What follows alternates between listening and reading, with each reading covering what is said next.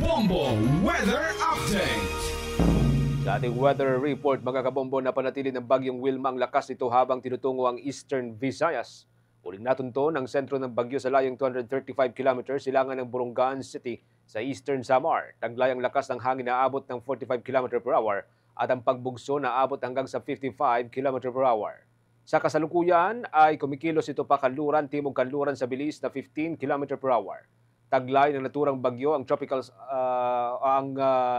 nakataas ang tropical cyclone wind signal number 1 diyan sa may bahagi ng southern portion ng Sorsogon at mainland Masbate, kabilang po dito ang Ticao Islands.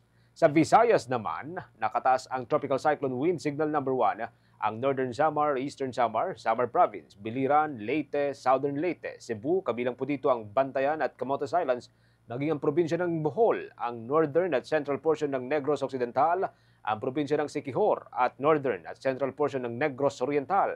Kasama rin po dito ang eastern portion ng Iloilo Province at ang eastern portion ng Capiz at ang probinsya ng Guimaras. Sa Mindanao naman, nakataas ang tropical cyclone wind signal number 1 sa may Surigao del Norte, kabilang po dito ang Siargao at Bucas Grande Islands, ang Dinagat Islands at ang northern portion ng Surigao del Sur at northern portion ng Agusan del Norte, kabilang po ang bahagi ng Camiguin. Inasahang makakaranas ng malawak na pagulan ang mga lugar na nasa ilalim ng wind signal. Kasama rin po dito ang may kalakasan na hangin dahil pa rin po sa bagyo. Natili namang nakatutok o manatili pong nakatutok sa Bombo Radio Philippines para sa karagdagang mga development.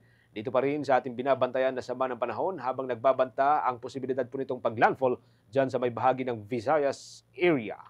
For the most trusted source of news and information, visit our website at www.bomboradio.com. Follow us on Bombo Radio mobile app, Facebook, YouTube, TikTok, and X, formerly Twitter.